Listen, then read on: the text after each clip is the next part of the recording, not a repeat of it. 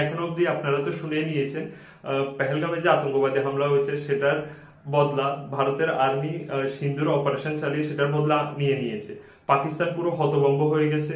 পিওকেতে থাকা মানে পাকিস্তান অকুপাইড কাশ্মীরে থাকা টেররিস্ট যে ক্যাম্পগুলো, ট্রেনিং ক্যাম্পগুলো, ইনফ্রাস্ট্রাকচার গুলো আছে সেগুলোতে মিসাইল ছেড়ে একদম পুরোপুরি ধ্বংস করে দেওয়া হয়েছে। পাকিস্তানের সঙ্গে সঙ্গে ইমার্জেন্সি ঘোষণা করে দেওয়া হয়েছে। পাকিস্তানের এয়ারপোর্ট, স্কুল এগুলো বন্ধ করে দেওয়া হয়েছে। পাকিস্তানের যে অফিসিয়াল স্টাফ, নার্স বা অফিসিয়াল আরো আছে সবাইকে ডাকা হয়েছে।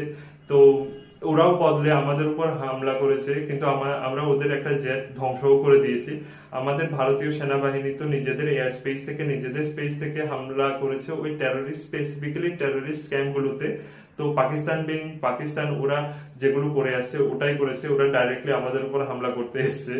তো আমি আর কি বলবো, এই সময় দেশের সঙ্গে থাকুন, দেশের সেনাবাহিনীর সঙ্গে থাকুন। আর এ সময় আপনারা কি করবেন, প্লিজ আপনারা একদম ভয় পাবেন না, একদম আতঙ্কিত হবেন না। এরকম কোনো কিছুই হয়নি। দেশের সরকার ও দেশের আর্মি একদম পারফেক্ট আছে, কোনো কিছুই হয়নি।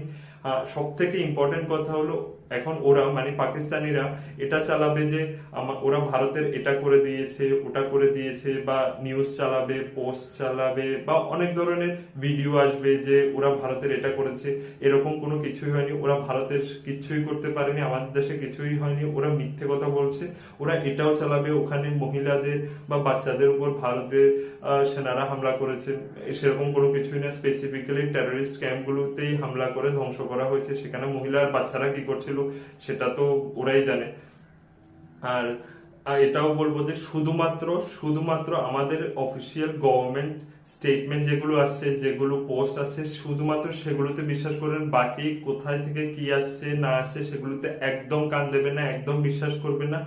ভারতের সরকারের উপর, ভারতের আর্মির উপর প্লিজ ভরসা রাখুন। আর আমাদের ভারত সরকারের আর্মি অনেক শক্তিশালী, অনেক শক্তিশালী। পাকিস্তান আমাদের কোনো কিছুই করতে পারবে না। একদম ভয় পাবেন না, একদম আতঙ্কিত হবেন না।